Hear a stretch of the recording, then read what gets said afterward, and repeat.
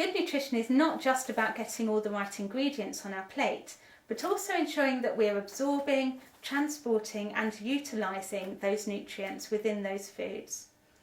Then, as we lighten the load of our diet, alkalise and rehydrate, and our biochemistry starts to function much more efficiently, our detoxification pathways will also increase. This will give our liver and other aspects of our routes of elimination, such as our lymph, colon, skin, lungs and kidneys, much more work to do. So changes need to be gradual and supported. You may well benefit from a programme tailored to you, put together by a nutritional therapist. Bearing this in mind, here are some general guidelines that you may find useful and some practical ideas for how to incorporate some dietary changes easily and enjoyably. So include in your diet a good variety of vegetables and salads of varying colours but highlighting the greens. Choose organic or biodynamic where possible and make sure they make up at least 2/3 of your meals. Also get into the habit of regular vegetable juicing. I'd also recommend plenty of nuts and seeds and perhaps 2 vegetarian days a week to counterbalance the acidic quality of animal products and at least 1 vegetarian meal a day. Ensure you have complete proteins in your vegetarian meals by combining legumes with grains, seeds or nuts. I'd also recommend a daily walk. Even if the sun's not shining, get out there. I'd recommend you avoid or reduce dairy, damaged fats, table salt, sugar, aspartame, and also fizzy drinks, caffeine and alcohol. You may also benefit from avoiding wheat or perhaps all the glutinous grains, so wheat, rye and barley, plus many oats contain gluten too. In any case, grains, pulses, nuts and seeds will all benefit from being rinsed well and soaked overnight in water. This deactivates the enzyme inhibitors, it washes away the phytates that bind up the minerals, and it generally hydrates what you're going to be eating.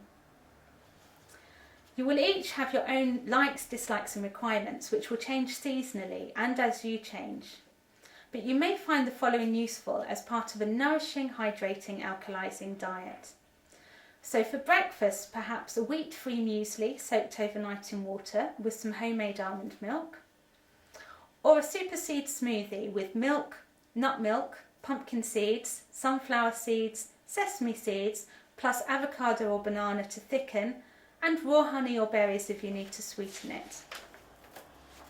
Or you might want to have quinoa or rice porridge with ground nuts and seeds, or perhaps a soft poached egg on a bed of rocket or spinach with perhaps a lemon and flax oil dressing.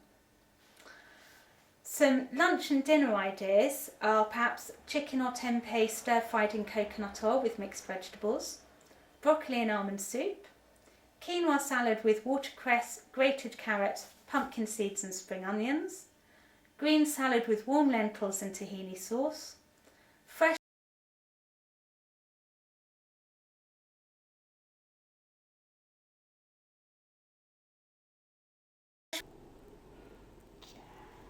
to drink water is very important, and have a look at the quality of your water too.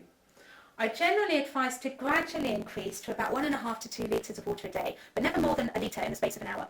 You might also want some herbal teas, nettle tea are particularly rich in silica, and perhaps a glass of fresh vegetable juice. Invest in a good masticating juicer if you can.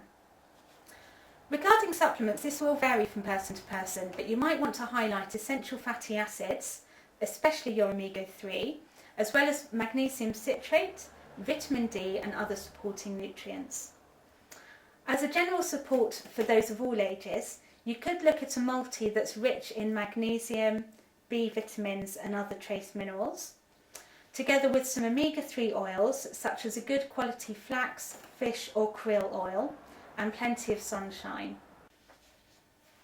For those at higher risk, you should consider a formula that supplies a good balance of magnesium and calcium citrate, so 2 to 1 in favour of magnesium.